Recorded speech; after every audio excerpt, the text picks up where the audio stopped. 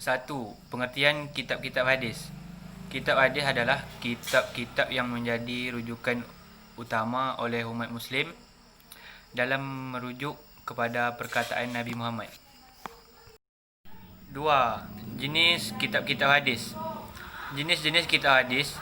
Kitab-kitab hadis terbagi ke dalam beberapa bentuk dan jenis berbeza-beza, sesuai dengan tujuan dan fungsi disusunnya kitab-kitab tersebut. Berikut ini jenis-jenis kitab hadis yang digunakan oleh umat Islam. Satu, kitab jami'. Kitab jami' adalah kitab yang menghimpun hadis-hadis berkenaan dengan bidang akidah, hukum, adab, tafsir, tarik, dan sejarah hidup.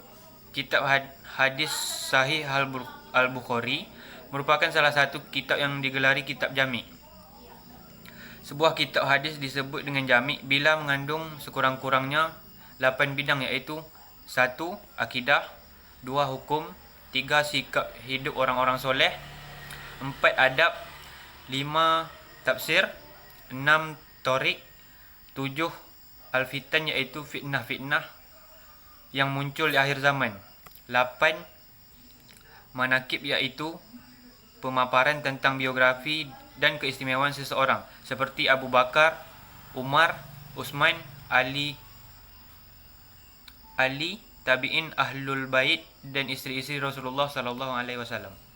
Kitab-kitab hadis yang termasuk dalam kategori ini ialah Sahih Al-Bukhari, Jami' Al-Tirmizi, Sahih Muslim, Mishkat Al-Masabih, Jami' Sufyan As-Sauri, Jami' Abdul Razak bin Haman As-San'ani, Jami' Ad-Darimi, dan lain-lain.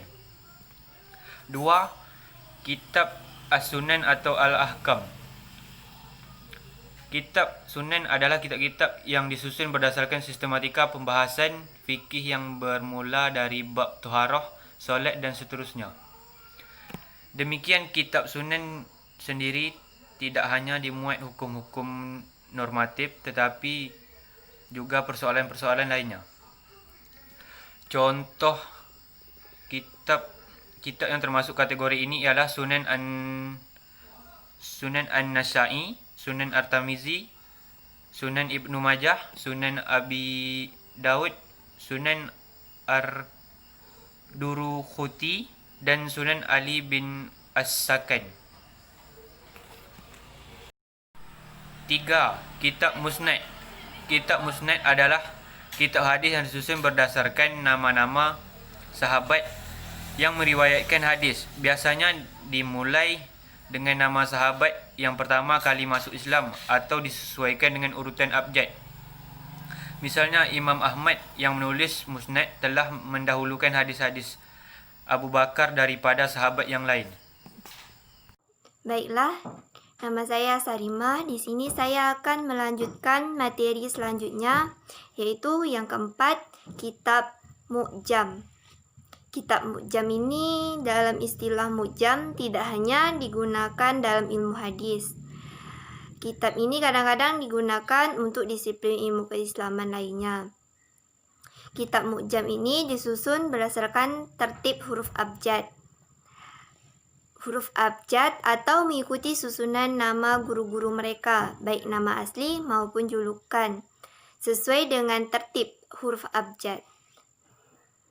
Kitab yang termasuk kategori kitab Mu'jam itu ialah Mu'jam At-Tabrani, Mu'jam Al-Kabir, Mu'jam Asyuti, dan Mu'jam Asyagir, Mu'jam Abi Bakar, Mu'jam Ibnu Mubarak, dan sebagainya.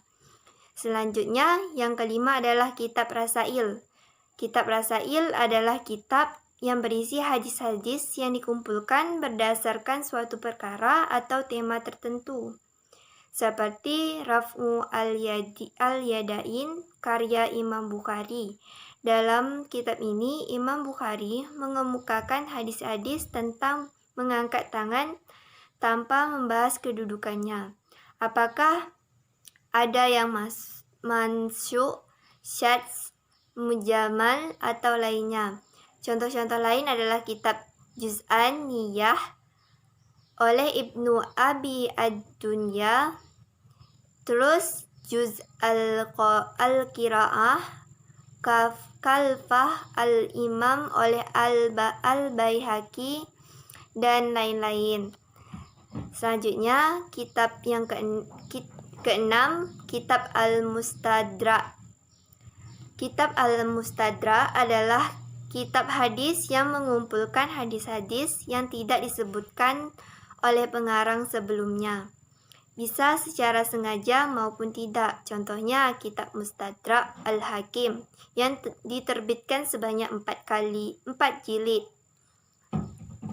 Hadis di dalam kitab ini pun dihimpun berdasarkan syarat-syarat yang digunakan oleh Imam Bukhari dan Muslim. Kitab ini tidak boleh dibaca begitu saja, tetapi harus didampingi oleh kitab takhrijnya. Yang ditulis oleh Az-Zahabi. Di antara contoh kitab Mustadrak adalah kitab Mustadrak Hafiz Ahmad Al-Maliki.